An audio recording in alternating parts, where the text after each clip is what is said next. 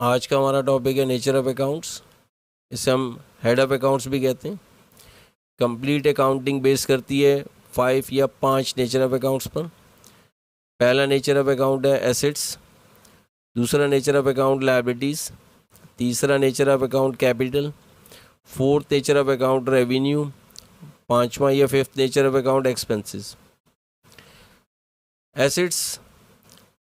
Assets को मज़ीद या फर्दर 2 कैटेगरीज में डिवाइड कर दिए। ये हमारे पास पहली कैटेगरी करंट एसेट्स, दूसरी कैटेगरी नॉन करंट एसेट्स। ये हमारे पास टाइटल ऑफ अकाउंट्स हैं। वो तमाम टाइटल ऑफ अकाउंट्स जिनका बैलेंस डे टू डे या विद इन दी 1 मंथ या with in the 1 year change होगा तो उसे हम करंट एसेट्स की क्लासिफिकेशन या उस कैटेगरी में शो करेंगे। वो तमाम टाइटल ऑफ अकाउंट्स जिनका balance with in the 1 year या डे टू डे चेंज ना हो तो उन्हें हम नॉन करंट एसेट्स में शो करेंगे। पहला टाइटल ऑफ अकाउंट है कैश इन हैंड। इसका बैलेंस भी डे टू डे या with in the 1 month change होगा तो इसे हम करंट एसेट्स की कैटेगरी में शो करेंगे। Cash at bank, marketable securities. Marketable securities का मतलब है हमने किसी दूसरी कंपनी के कुछ शेयर्स परचेज कर लिए हैं, उन्हें हम मार्केटेबल सिक्योरिटीज़ का नाम देते हैं या उसके लिए ये टाइटल ऑफ अकाउंट यूज़ करते हैं। अकाउंट्स रिसीवेबल, अगर आपने किसी को या किसी कस्टमर को उधार माल बेचा है और आपने उससे वो अमाउंट रिसीव करनी है तो उसे अकाउंट्स में अकाउंट्स रिसीवेबल कहेंगे। मर्चेंडाइज इन्वेंट्री, जिस चीज़ का हम बिज़नेस करते हैं वो चीज़ हमने परचेज करके अपने पास रिकॉर्ड की, अभी सेल नहीं की, उसे हम मर्चेंडाइज इन्वेंट्री कहते हैं। प्रीपेड रेंट, अगर हमने कोई ऑफिस या अपना बिजनेस के लिए ऑफिस रेंट पे लिया और उसके लिए एडवांस रेंट पे किया तो उसे प्रीपेड रेंट कहेंगे। तो ये स्क्रीन पर हमारे पास ये टाइटल ऑफ अकाउंट्स हैं, ये कैटेगरी ऑफ एसेट्स, और ये हमारे पास फर्स्ट नेचर ऑफ अकाउंट जिसे हम कहते हैं एसेट्स। दूसरा नेचर ऑफ अकाउंट है लायबिलिटीज़। इसे भी मज़ीद या फर्दर 2 कैटेगरीज में डिवाइड किया। पहली कैटेगरी का नाम है करंट लायबिलिटीज़, दूसरी कैटेगरी हमारे पास नॉन करंट लायबिलिटीज़। वो तमाम लायबिलिटीज़ जिनके बारे में हमारा परसेप्शन है कि जिसे हम विद इन दी 1 ईयर या विद इन दी 1 मंथ पे कर देंगे, वो तमाम टाइटल ऑफ अकाउंट्स उन्हें हम करंट लायबिलिटीज़ की कैटेगरी में शो करेंगे। फॉर एग्जांपल, पहला टाइटल ऑफ अकाउंट आ रहा है अकाउंट्स पेएबल। अगर हमने किसी से उधार माल परचेज़ किया है तो हमने उसे जो पेमेंट करनी है उसे क्रेडिट टर्म्स कहते हैं, उधार, और वो उधार with in the 1 month, 2 months, 3 months यानी कि क्रेडिट टर्म्स पर बेस करता है। तो इस टाइटल ऑफ अकाउंट को हम करंट लायबिलिटीज़ की कैटेगरी में शो करेंगे।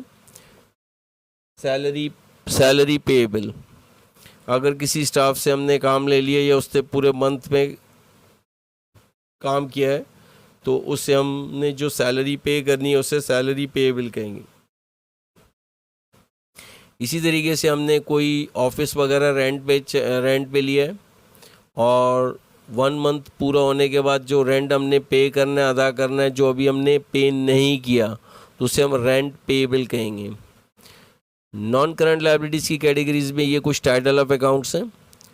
वो लॉन्ग टर्म लोन जिसके बारे में हमारा परसेप्शन या हमने रिकॉर्डिंग की है 3 इयर्स, 5 इयर्स या 7 इयर्स, यानी कि हमने बैंक से 3 साल या 5 साल या 7 साल के लिए लोन रिसीव किया है तो उसे हम लॉन्ग टर्म लोन की कैटेगरी में शो करेंगे और ये long term loan non current liabilities के कैटेगरी में आएगा। मॉर्टगेज पेएबल, बॉन्ड्स पेएबल, ये टाइटल ऑफ अकाउंट्स भी नॉन करंट लायबिलिटीज़ की कैटेगरी में आएंगे। तीसरा या थर्ड नेचर ऑफ अकाउंट है कैपिटल, और इस कैपिटल के अंदर ये टाइटल ऑफ अकाउंट इस वक्त कैपिटल ही याद करेंगे। और इसके बाद फोर्थ नेचर ऑफ अकाउंट हमारे पास है रेवेन्यू, और इस रेवेन्यू के अंदर हमारे पास ये कुछ टाइटल ऑफ अकाउंट्स है। पहला टाइटल ऑफ अकाउंट सेल, जब हमने जो इन्वेंट्री परचेज़ की थी उसे हमने कस्टमर को सेल बेच दी तो उसे हम यहाँ अकाउंटिंग में सेल्स कहेंगे और sales is the title of account. ये टाइटल ऑफ अकाउंट है और इस टाइटल ऑफ अकाउंट का रिलेशन यह किस कैटेगरी में आएगा, रेवेन्यू की कैटेगरी में आएगा ये। इसी तरीके से एक और टाइटल ऑफ अकाउंट है इंटरेस्ट इनकम। फ़र्ज़ करें कि हमने एक बड़ी अमाउंट बैंक में डिपॉजिट करवा दी और उस पर हमें हर साल कुछ अमाउंट ऑफ इंटरेस्ट रिसीव कर रहे हैं या इंटरेस्ट मिलेगा, इस टाइटल ऑफ अकाउंट को इंटरेस्ट इनकम कहते हैं और ये रेवेन्यू की कैटेगरी में आएगा। इसी तरीके से रेंट इनकम है, ये भी टाइटल ऑफ अकाउंट है। फॉर एग्जांपल हमारे 2-3 ऑफिसेज़ हैं और उसे हमने रेंट पर दे दिया, वो रेंट जो हम रिसीव कर चुके हैं वो हमारे लिए इनकम है और वो ये टाइटल ऑफ अकाउंट कहलाएगा रेंट इनकम और ये रेवेन्यू की कैटेगरी में आएगा। इसी तरीके से ये एक और टाइटल ऑफ अकाउंट है कमीशन इनकम। अगर आप कोई काम कमीशन पर कर रहे हैं और जो कमीशन आपने रिसीव कर लिया जो आपके लिए इनकम है तो वो आपकी रेवेन्यू की कैटेगरी में आएगा। जब हम कोई कारोबार शुरू करते हैं तो एक्सपेंसेस इनकर्ड होंगे और वो एक्सपेंसेस के ये तमाम टाइटल ऑफ अकाउंट्स हैं। अच्छा, पहला टाइटल ऑफ अकाउंट है परचेजेस। वो तमाम गुड्स जिनके बारे में हमारी इंटेंशन ये है कि हम इसे पहले परचेज़ ख़रीदेंगे और इसे दोबारा बेचेंगे, सेल करेंगे, ठीक, उसे हम परचेजेस कहते हैं। सैलरी एक्सपेंस, आपने स्टाफ को जो अमाउंट पे करनी है उससे हम सैलरी एक्सपेंस की कैटेगरी में शो करेंगे और ये टाइटल ऑफ अकाउंट यूज़ करेंगे। रेंट एक्सपेंस, अगर हमने अपने बिज़नेस के लिए कोई ऑफिस लिया और उसके लिए जो रेंट पे किया ये हमारे लिए रेंट एक्सपेंस है। एडवर्टाइजिंग एक्सपेंसेस, हमने बिज़नेस की कोई पब्लिसिटी की और उसका जो बिल पेमेंट करेंगे तो एडवर्टाइजिंग एक्सपेंस का टाइटल ऑफ अकाउंट इस्तेमाल करेंगे। यूटिलिटीज़ एक्सपेंसेस, ऑफिस में इस्तेमाल होने वाली यूटिलिटीज़ उनके बिल की पेमेंट होगी तो उससे हम यूटिलिटीज़ एक्सपेंसेस में रिकॉर्ड करेंगे। इसी तरीके से कमीशन एक्सपेंसेस, आपने कोई कमीशन पे किया है तो वो आपके लिए कमीशन एक्सपेंस है। डेप्रिसिएशन एक्सपेंस, जो हमने इन नॉन करंट एसेट्स को यूज़ करेंगे अपने बिजनेस में और वो डेप्रिशिएट होंगे तो उसे हम डेप्रिसिएशन एक्सपेंस में रिकॉर्ड करेंगे।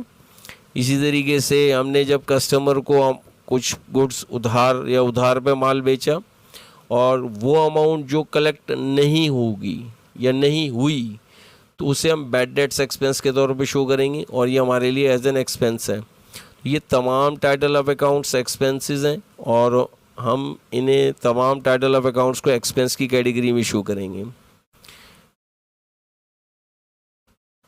Everything you need to pass the professional certifications. CFA CMA FRMA CCA certificate in IFRS. WhatsApp number +92334 337 5070. jbizsolutions.com. CFA qualification that increase your financial analyst skills for level 1, level 2 and level 3. jbizsolutions.com. The skills you need and the experience you want. When you need a candidate with expert skills, start your search with FRM. CMA qualification that increase your management accounting skills for part 1 and part 2. A career that's as flexible as you want to be.